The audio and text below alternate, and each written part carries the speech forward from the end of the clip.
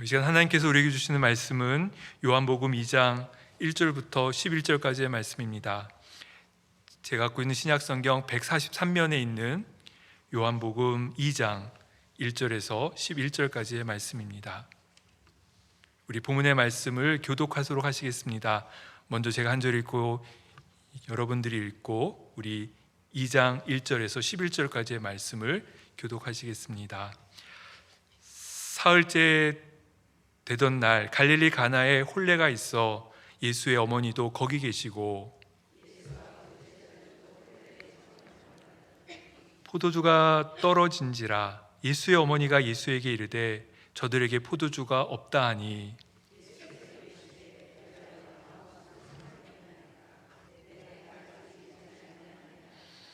그의 어머니가 하인들에게 이르되 너희는 무슨 말씀을 하시든지 그대로 하라 하니라.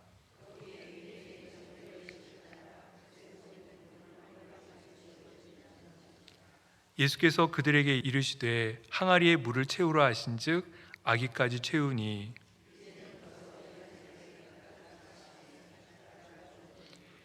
연회장은 물로 된 포도주를 맛보고도 어디서 났는지 알지 못하되 물떠온 하인들은 알더라. 연회장이 신랑을 불러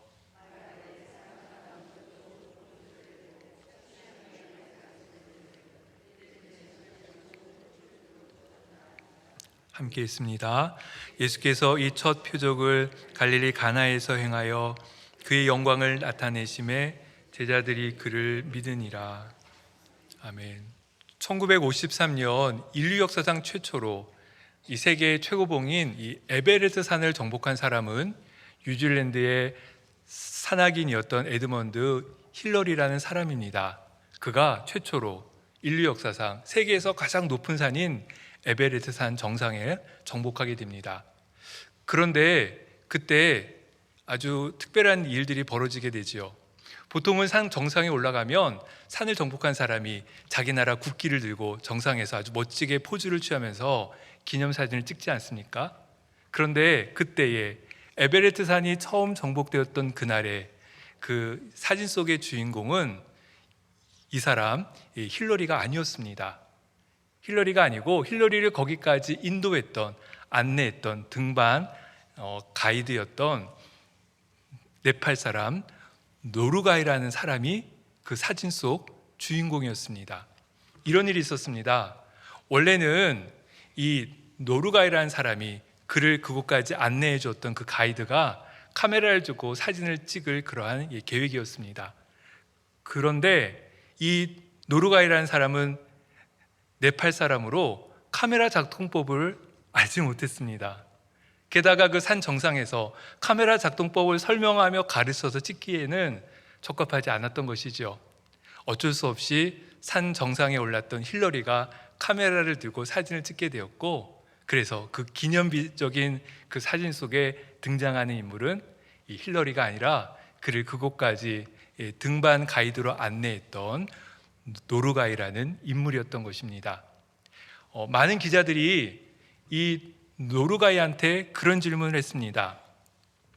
정상 바로 앞까지 당신이 그를 인도하지 않았습니까? 그 무거운 짐도 당신이 다 질고 올라갔을 텐데 먼저 발을 거기에 내딛고 세계 최고의 정복자가 되고 싶은 마음은 혹시 있지 않았습니까? 라고 이 노르가이한테 질문을 했지요.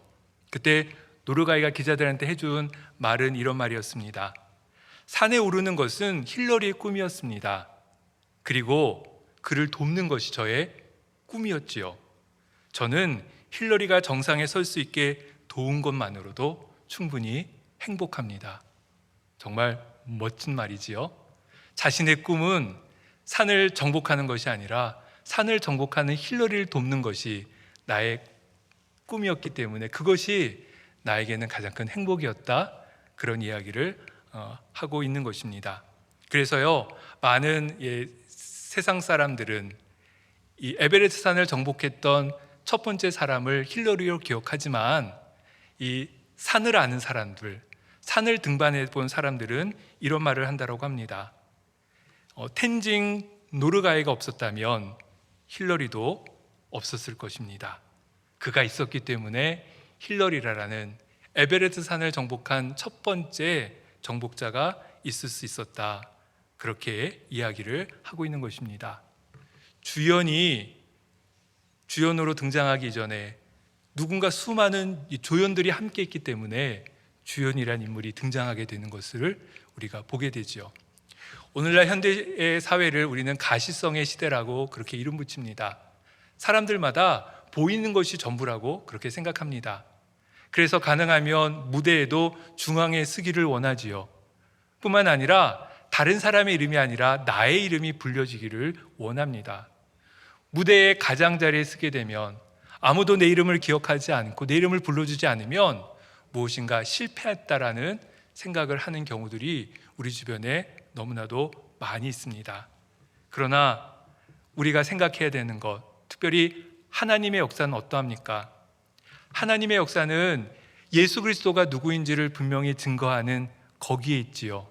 그리고 더욱 중요한 것은 하나님의 역사는 예수 그리스도가 누구인지를 증거하는 그 일들은 무대의 중앙에 있는 사람들의 스포트라이트를 받는 사람, 누구나 다 기억하고 알아주며 이름 불러주는 그 사람들을 통해서만 하나님의 역사가 이루어지는 것이 아니라 보이지 않게 또 이름도 기억하지 않는 그 한 사람 한 사람들을 통해서 오직 하나님의 나라 말씀에 순종하며 나아가는 작은 무수한 사람들을 통해서 하나님의 역사가 이루어진다는 것을, 예수님의 이름이 높여지고 예수님의 이름이 증거된다는 것을 우리는 꼭 잊지 않고 기억해야 합니다. 오늘 우리가 함께 읽은 이 요한복음의 사건이 우리에게 이러한 영적인 원리를 가르쳐주고 있습니다. 이를 모르는 사람들의 손길들을 통해서 하나님의 놀라운 역사가 일어나고, 그리고 그 일들을 통해 예수님이 누구신지 온 세상 사람들이 알게 되는 놀라운 구원의 역사를 오늘 본문이 우리에게 보여주고 있는 것입니다. 오늘 본문에서 읽었듯이 갈릴리 가나 혼인잔치에 아주 생각지 못한, 예상하지 못한 하나 사건이 벌어지게 되었습니다. 지금 혼인잔치를 벌이고 있는데 포도주가 부족하게 된 것이죠. 그 당시 유대 사회에서 혼인잔치는 그냥 하루 이틀 끝나는 것이 아니라 일주일 이어지는 그 가족만의 일이 아니라 마을 전체의 마을 잔치 같은 일이었습니다. 그런데 거기에서 포도주가 부족하게 된 것이죠. 큰일 날 일입니다. 포도주가 부족했다는 것은 단순히 음식이 부족했다는 의미가 아니라 그곳에 온 많은 하객들, 손님들에게는 큰 결례가 되는 일이었고, 이 혼인잔치를 준비하는 이 가족에게는 그들의 명예가 실추되는 아주 큰 사건이었습니다. 우리가 오늘날로 생각하면 그런 것이죠. 어디 결혼식장에 갔는데 음식이 하나도 없는 겁니다. 그러면 아마 두고두고 구설수에 오르지 않겠습니까? 아마 그 혼주가 되게 구두쇠인가 봐 준비성이 너무나 부족해 라는 이야기가 두고두고 그렇게 사람들의 입에 구설수에 오르게 되지 않겠습니까? 지금 그러한 상황이 벌어지고 있는 것입니다. 그런데 하긴 생각해 보면 우리의 일상의 삶에서도, 우리의 인생에서도 그런 일들이 종종 있지 않습니까? 우리가 잘 준비하고 열심히 일해도 무엇인가 빵꾸가 나고 결핍되는 일들을 우리가 인생에서 종종 경험하지요. 우리가 열심히 운동했지만 건강에 문제가 생기기도 하고, 아주 잘 이것저것 준비하며 또 돈도 잘 저축했지만 어느 순간 돈에 펑크가 나는 일들도 있습니다. 생각지 못한 일들을 겪게 되죠. 우리가 누군가의 관계를 위해서 애쓰고 신경을 많이 썼지만 관계의 갈등으로 인해서 고통을 당하고 어려움을 겪게 되는 그러한 순간들도 있습니다. 오늘 본문에서처럼 포도주가 부족한 우리 인생의 경험들을 우리가 매 순간 경험하게 되죠. 그런데 돌이켜 생각해 보면 그 결핍의 자리가 하나님이 역사하는 그러한 역사의 순간임을 또한 우리가 깨닫고 고백하게 됩니다. 인간의 끝, 인간이 부족함을 경험하고 고백하게 되는 그 순간이 하나님이 역사하시는 첫 시작이 그곳에 있음을 또한 우리가 기억하는 것이 중요하지요. 지금 갈릴리 가나 혼인잔치에 이러한 결핍의 문제, 예상하지 않게 포도주가 부족한 문제가 생겼는데 그 자리에 예수님과 예수님의 어머니도 함께하고 있었습니다. 예수님의 어머니가 예수님께 이 사실을 이야기하고 그리고 하인들한테 이렇게 이야기하지요. 이분이 말씀하시는 그대로 하라. 그리고 예수님도 하인들에게 이렇게 말씀하셨습니다. 가서 항아리에 물을 가득 채우라. 지금 무슨 일이 벌어지는 겁니까? 지금 부족한 것은 물이 아니지요. 포도주가 부족합니다. 그리고 예수님이 항아리에 물을 채우라는 것은 그 항아리는 그 집 입구에 있는 커다란 항아리를 가리킵니다. 그 항아리는 밖에서 시간을 보내다가 집 안에 들어가는 사람들이 자신의 손과 발을 씻기 위해서 물을 가득 채워놓은 그러한 항아리입니다. 음식을 먹기 전에 손과 발을 씻기 위해서 사용하는 물 담은 큰 항아리를 이 유대인들은 집 문 앞에다가 그렇게 두고 쓰고 있었는데 지금 주님이 그것을 말씀하시는 겁니다. 포도주가 부족한데, 포도주가 없다고 하시는데 예수님 하시는 말씀, 저 문 입구에 있는 항아리에다가 물을 가득 채우라. 지금 예수님 그런 말씀을 하고 계신 것이지요. 필요한 것은 술인데 손과 발을 씻기 위한 항아리에 물을 채우라. 그렇게 지금 우리 주님 말씀해 주고 계신 것입니다. 곰곰이 생각해 보면 우리 하나님이 일하시는 방식과 이 세상이 돌아가는 방식에는 항상 부딪힌 일들이 있습니다. 이 세상은 급한 일이 있으면 어떻게 하려고 합니까? 빨리 가서 그 문제를 해결하려고 하지요. 하지만 하나님은 하나님의 방식대로 문제를 해결하라 우리에게 항상 말씀해 주십니다. 이 세상에서는 뭔가 효과를 내고 효율성이 있는 것을 최고로 생각하지 않습니까? 하지만 우리 주님은 그것보다는 순종함으로, 시간이 걸리더라도 인내함으로 하나님의 일에 참여하며 그 일을 하라 우리에게 가르쳐 주시지요. 이 세상은 이해되는 것, 또 알 수 있는 것까지 하라 하지만 우리 주님은 그것이 아니라 이해되지 않는다 하더라도 믿음으로 행하라 우리에게 말씀하십니다. 그리고 그때 하나님의 역사가 일어남을, 하나님이 기적에 우리 가운데 펼쳐짐을 우리 주님은 또 성경은 그렇게 말씀하시지요. 오늘 보면 예수님의 말씀을 들은 하인들이 물 아기까지 물을 가득 채웠다. 그 의미는 물이 넘칠 정도로 찰찰 찰 정도로 항아리에 물을 가득 채웠다라는 그런 의미입니다.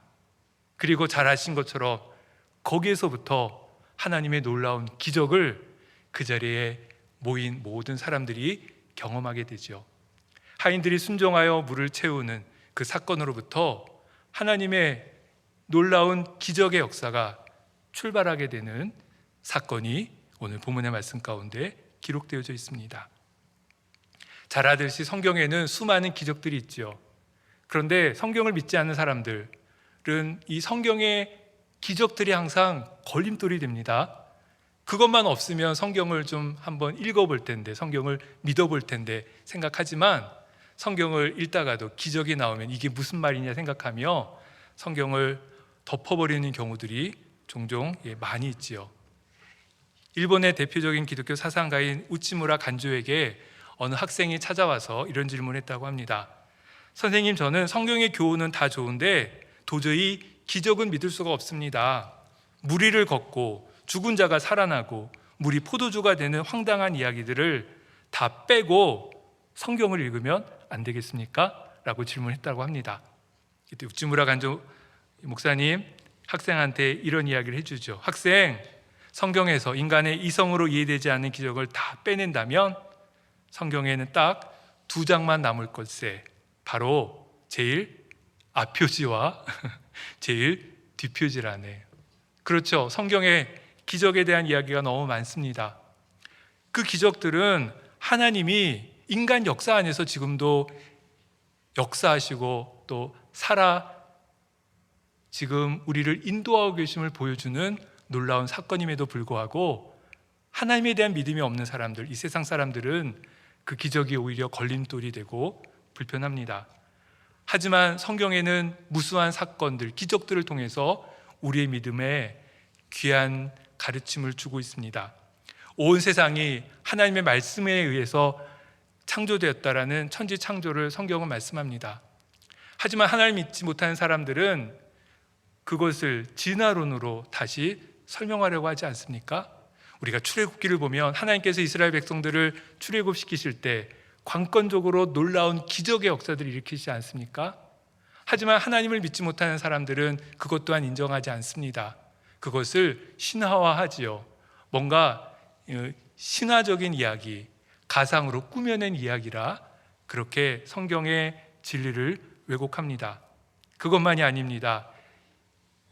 거룩하신 하나님이 인간의 몸을 입고 이 땅에 오셨다라는 성육신 사건, 이것을 어떻게 이해할 수 있겠습니까?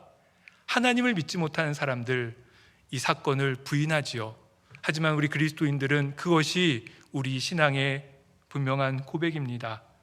그리고 예수님이 부활했다는 부활 사건, 도무지 있을 수 없는 일이라 말하지만 그것 또한 우리가 믿는 성경에 기록된 분명한 기적이지요.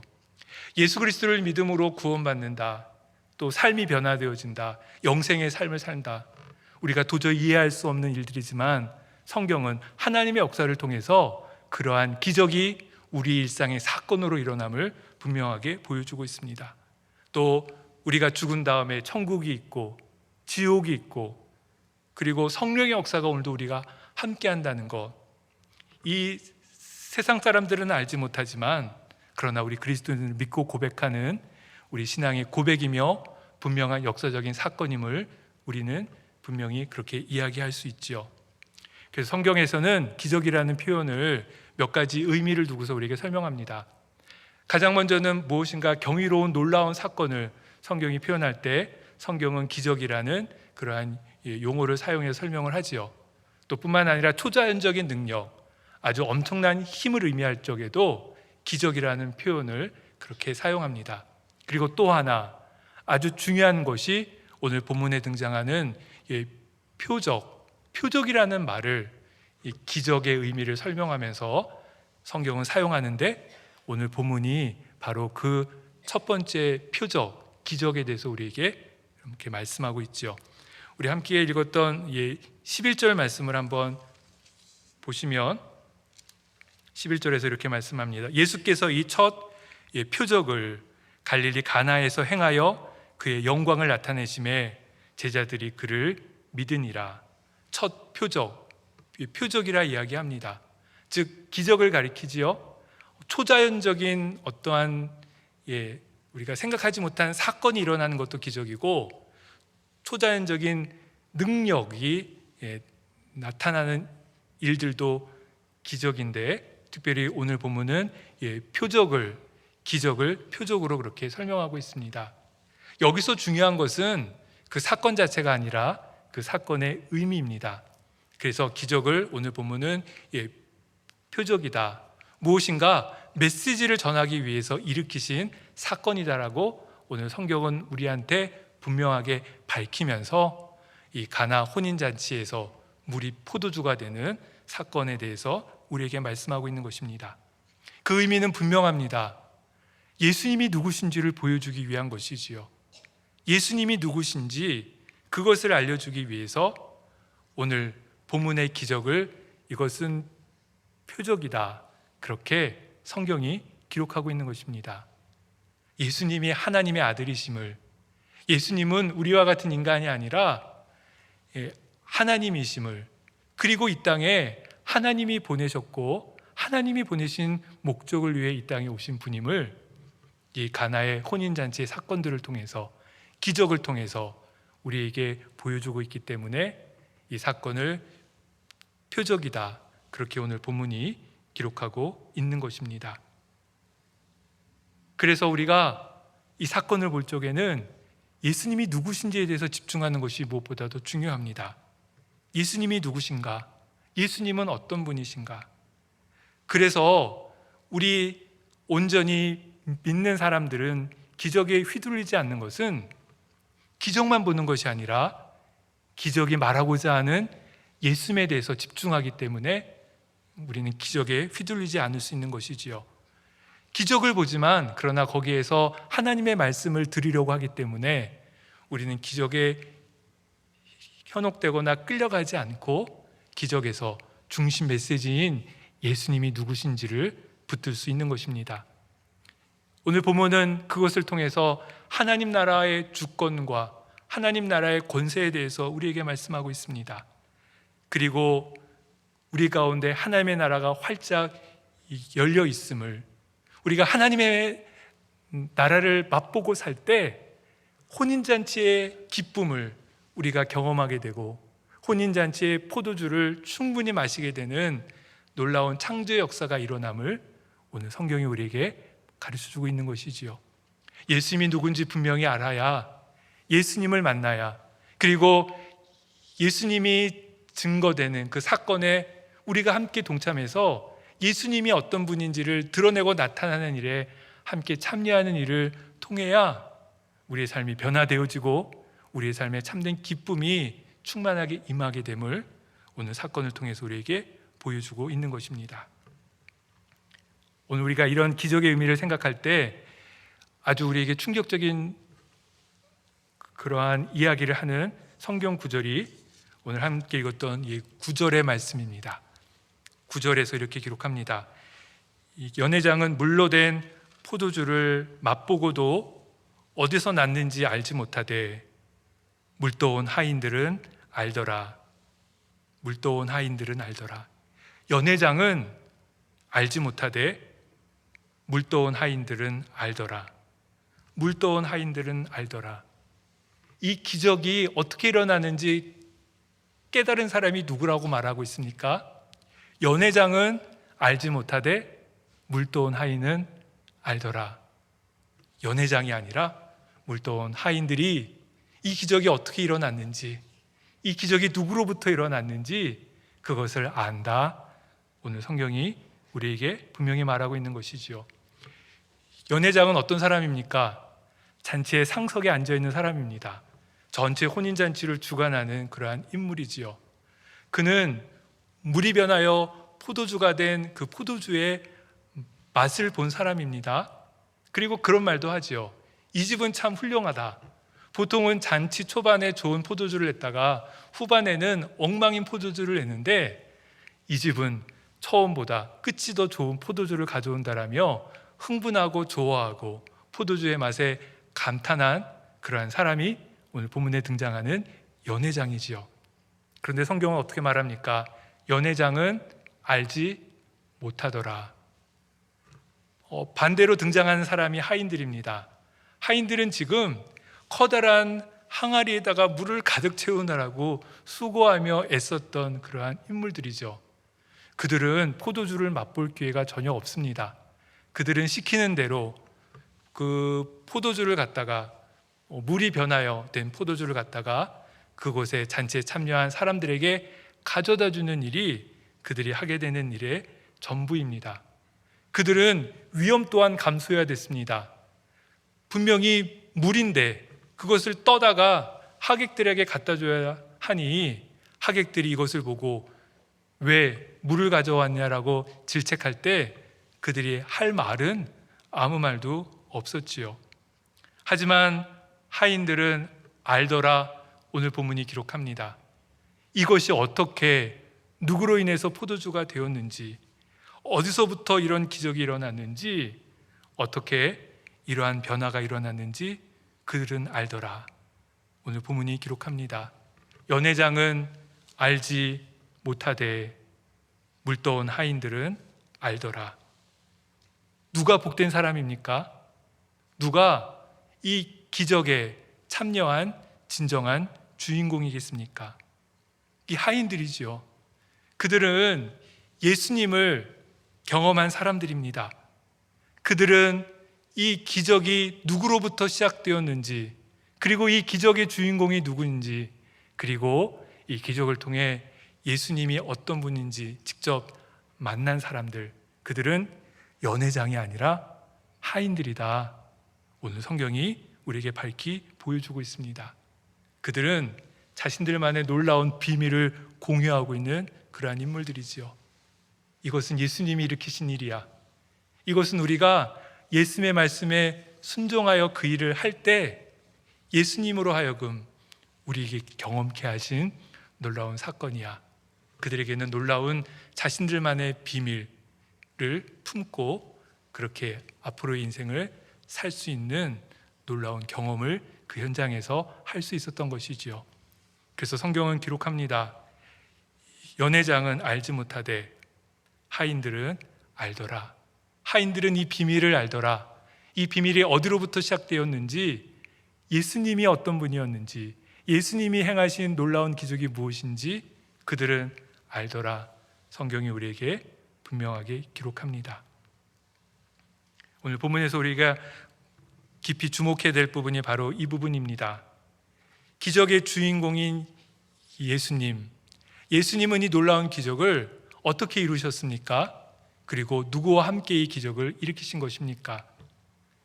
우리 주님은 이 기적을 오늘 본문을 통해서 하인과 함께, 하인이 항아리에 아구까지 물을 가득 채울 때 거기로부터 하나님의 역사의 기적이 시작되었음을 우리에게 보여주고 있는 것입니다. 유명한 저널리스트인 데이비드 스와이그란 사람이 있습니다. 그가 많은 사람들이 본 책인 인비저블이라는 책을 저술했습니다. 그는 그 책에서 이런 이야기를 합니다. 그가 많은 직업들을 조사해 보았더니 각자 자기의 직업의 영역에서 최상의 능력을 발휘하는 사람, 그러나 사람들이 알지 못하는 그러한 사람들로 통해 이 세상이 지탱이 되어지고 이 세상이 계속 발전하고 있다라는 이야기를 이 책을 통해서 우리에게 해주고 있습니다. 우리가 보기에는 눈에 보이는 사람, 무엇인가 다 알만한 사람으로 통해서 이 세상이 지탱되어지고 발전되어지는 것이 아니라 보이지 않는 곳에서 일하는 사람, 특별히 자신의 분야에 있어서 최고의 능력을 갖고 있는, 그러나 사람들이 알아주지 않는 그 사람들을 통해서 이 세상이 지탱이 되어지고 이 세상이 더욱 발전한다는 이야기를 여러 조사를 통해서 이 책에서 소개를 해줍니다. 그러면서 꼽는 하나의 예들이 있는데, 그는 고층 빌딩의 구조공학자들, 혹시 그분들 어떤 분인지 아십니까? 또는 공항의 복잡한 길들을 잘 찾아가도록 안내하는 간판을 만드는 사람들, 혹시 누가 그런 거 만드는지 혹시 아시는 분 계신가요? 그 사람들에 대한 예를 들어서 설명을 합니다. 우리가 어떠한 멋진 건축물을 보면 그 건물을 지은 건축가에 대해서는 뭔가 호감을 갖고 그 사람에 대해서 관심을 갖지만, 이 건축물이 건축공학적으로 흔들리지 않고 바람이 불어도 지진이 나도 안전하게 유지될 수 있는 건축공학자에 대해서는 알지 못한다라는 것이죠. 뿐만 아니라 우리가 공항에서 길을 잃기가 너무나 쉬운데, 그런데 어디로 가고 안내해주는 그 안내판을 준비한 사람들에 대해서는 전혀 모른다는 겁니다. 그는 이렇게 말합니다. 이들의 일이 성공적일수록, 즉 눈에 보이지 않지만 소중하게 자신의 일을 최상의 능력으로 해내는 그들의 일이 성공적일수록 이들의 존재는 더욱 숨겨지고 드러나지 않습니다. 우리는 건물이 무너지지 않을 때 구조공학자를 생각하지 않으며 공항에서 길을 잃을 때 표지판 디자이너를 칭송하지 않습니다. 그들은 완벽하게 수행함으로써 완벽하게 감춰집니다. 완벽하게 보이지 않습니다. 라는 이야기를 합니다. 인비저블, 보이지 않는 사람들, 그들로 인해서 이 세상이 지탱되어지고 유지되어진다. 그리고 점점점 더 발전하고 좋아진다는 이야기를 그렇게 하고 있는 것입니다. 우리가 구약성경 출애굽기 17장을 보면 하나의 특별한 사건이 기록되어져 있습니다. 이스라엘 백성들이 아말렉과 아주 큰 전투를 벌이고 있었었죠. 그때 하나님의 사람 여호수아가 전장에 나가서 칼을 들고 아말렉 군사들과 전쟁을 벌이고 있었습니다. 그리고 하나님의 사람 모세, 그는 산 위에 올라가 지팡이를 들고 손을 들고 기도하고 있었죠. 그런데 모세의 손이 올라갔을 적에는 이스라엘 백성이 전쟁에서 승리하고, 모세의 손이 땅으로 내려갈 적에는 이스라엘 백성이 전쟁에서 지고 아말렉이 승리하는 겁니다. 모세는 계속 손을 들고 그렇게 이스라엘 백성이 전쟁에서 이기도록 기도했었죠. 그러나 모세도 인간인지라 계속 손을 들고 있지는 못하지 않겠습니까? 순간순간 손이 내려갈 때마다 이스라엘 백성이 전쟁에서 지는 겁니다. 많은 사람들이 죽어간 일들이 벌어지지요. 그것을 목격하고 있던 아론과 훌, 그 두 사람이 그 현장에 바로 투입이 되어집니다. 그리고 한 사람은 모세의 오른손을, 한 사람은 모세의 왼손을 붙들고 모세가 계속 손을 들고 전쟁에서 승리하도록 그렇게 기도하도록 돕는 일을 그들이 맡게 되지요. 그들은 모세에게 왜 팔을 내리느냐라고 모세를 원망하지 않았습니다. 자신들이 모세의 역할을 하겠다라고 그렇게 나서지도 않았죠. 그들이 한 일은 무엇이었습니까? 모세의 양편에서 모세의 팔을 지탱해주는 역할이 그의 전부였습니다. 그리고 이스라엘 백성들은 전쟁에서 승리하게 되지요. 전쟁이 다 끝났을 때 이 전쟁에서 기억하는 사람은 누구였을까요? 아마 전쟁에서 칼을 들고 휘둘렀던 여호수아 아니었겠습니까? 그리고 손을 들어 기적을 일으켜 기도했던 모세가 많은 이스라엘 사람들이 기억할 그러한 인물들이었을 것입니다. 어느 누구도 아론과 훌을 기억하는 사람은 없었을 것입니다. 그들이 했던 일은 너무나 볼품없어 보이는 일들이고 주류해 보이는 일들이기도 하지요. 하지만 그들이 끝까지 그 일을 감당했기에 모세는 손을 들고 기도할 수 있었고 하나님의 역사는 그들을 통해서 함께 이루어졌던 것입니다. 그래서 오늘 성경은 아론과 훌이라는 이름을 기록합니다. 그 전쟁에서 함께했던 이스라엘 백성들은 기억하지 못했을지 모르지만 성경은 그들의 이름도 기억하며 이 전쟁의 승리는 여호수아와 모세 두 사람이 이룬 것이 아니라 하나님이 역사하시는 가운데 하나님의 도움으로 모세와 여호수아 그리고 아론과 훌을 통해 승리한 전쟁이다. 성경이 그렇게 기록하고 있는 것입니다. 오늘 본문 갈릴리 가나 혼인잔치의 하인들도 마찬가지죠. 그들은 자신의 일상을 살아가는 중에 예수님의 놀라운 기적의 사건에 함께 동참했던 것입니다. 비록 하인으로서의 일들이 지루했지만 그리고 커다란 항아리에다가 저기 우물까지 가서 물을 길어다가 가득 채우는 일, 그리고 예수님의 말씀을 따라 분명히 자신들이 갖고 왔던 그 물을 하객들에게 가져다 줘야 하는 그 황망함 가운데서도 그 일을 끝까지 감당하는 중에 하나님의 기적의 역사에 동참하는 한 사람이 될 수 있었던 것입니다. 우리의 삶도 매일매일의 삶이 항상 반복된 일들 아니겠습니까? 집안일을 하는 어머니들은 항상 식사 준비하는 것으로 하루가 다 간다라고 이야기를 합니다. 아침 준비하고 돌아서면 또다시 점심 준비해야 되고 점심 준비했다 또 돌아서면 저녁을 준비하는 일을 해야 돼서 하루 종일 식사 준비하는 게 너무 힘들다라고, 음식 준비하는 데서만 해방될 수 있다라면 너무나 좋겠다라고 이야기들을 하지요. 많은 직장인들은 항상 반복된 일들에 너무나 괴로워하고 지쳐하지요. 똑같은 일, 똑같은 시간에 출근했다가 똑같은 사람을 만나고 똑같은 업무를 처리하다가 이제 정해진 시간이 되어 출근해서 집에 와서 시간을 보내고 또다시 아침에 나가는 그 일상의 일들이 너무나 불편하다, 지루하다 이야기합니다. 교회 곳곳에서 봉사하시는 많은 분들도 같은 이야기를 하지요. 여기서 봉사했더니 여기서의 봉사가 언제 끝날 줄 모르겠더라.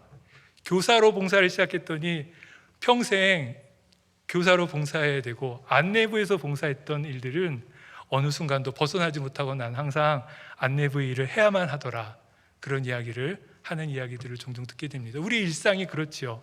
반복된 일들이 또 이어지고 또 이어지는 순간들입니다.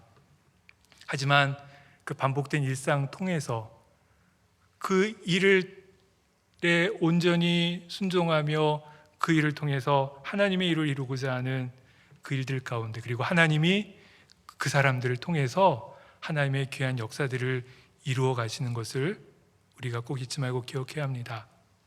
일본의 유명한 야구 선수 중에 이치로라는 야구 선수가 있습니다. 그는 미국의 메이저리그에서 10년 동안 매해마다 200개가 넘는 안타를 쳤던 아주 전설적인 야구 선수입니다. 어떤 기자들이 그에게 그런 질문을 했다고 합니다. 어떻게 그렇게 매년 특별한 기록을 낼 수 있었습니까? 어떻게 매년 200개의 안타를 그렇게 쳐내는 특별한 기록을 낼 수 있었습니까? 그때 이치로가 기자한테 이런 이야기를 해줬다고 하지요. 저는 특별한 날을 위해 특별한 것을 하지 않습니다. 저는 특별한 날을 위해 매일 하던 것을 할 뿐입니다. 특별한 날을 위해서 특별한 것들을 계획하며 특별한 것만 쫓아가던 그러한 일상이 아니라 내가 하던 매일의 일, 정해진 시간에 아침에 일어나 그렇게 운동을 하고 정해진 음식을 먹고 또 오늘 내가 감당해야 될 운동의 분량을 소화하고 그리고 정해진 시간에 잠들며 매일매일 반복되는 전혀 특별하지 않는 매일의 일상들이 모이고 쌓여서 그것이 폭발할 때 자신이 특별한 이벤트와 같은 순간을 경험하게 됐다. 그렇게 이야기를 해 주었던 것입니다. 우리의 삶도 그렇습니다. 결코 특별한 것을 구하거나 기적적인 일들을 추구할 일이 아니라 하나님이 나의 일상을 통해서 어떠한 놀라운 일들을 이루실지 내 능력으로 이루어진 일이 아니라 하나님의 능력으로 되어진 일이기에 우리는 일상의 삶을 그렇게 충실하게 순종함으로 살아갈 뿐이지요. 그러면 하나님께서 우리의 삶에 어느 임계점이 도달했을 때 생각하지 못한 폭발적인 놀라운 기적으로 우리에게 응답해 주실 것임을 우리가 믿고 순종하는 삶 가운데 오늘을 살아가게 되는 것이지요. 19세기 유명한 전도자였던 무디 목사님, 우리가 잘 아는 분입니다. 그로 인해서 많은 사람이 복음을 듣고 많은 사람들한테 예수 그리스도의 복음이 증거되었죠. 그런데 혹시 무디에게 누가 복음을 전했는지, 무디가 누구를 통해서 복음을 듣게 되었는지 혹시 알고 계십니까? 그 사람은 에드워드 킴블이라는 분입니다. 그는 보스턴에 있는 작은 교회의 주일학교 교사였지요. 무디는 그를 통해 하나님의 복음을 듣게 되고 그리고 무디를 통해서 전 세계에 많은 복음이 증거되어지는 놀라운 역사가 일어나게 됩니다. 무디는 18세 때부터 구두가게에서 점원으로 일을 했습니다. 그가 하던 일들은 주로 구두가게 안에 있는 여러 가지 구두들을 정리하고 창고를 정리한 일들이었죠. 이 소년이 자기 교회 주일학교에 참석하고 있는 것입니다. 이 에드워드 킴볼 이분 평범한 직장인이었습니다. 그런데 이 18세 소년 무디가 좀 걱정이 되었던 것이지요.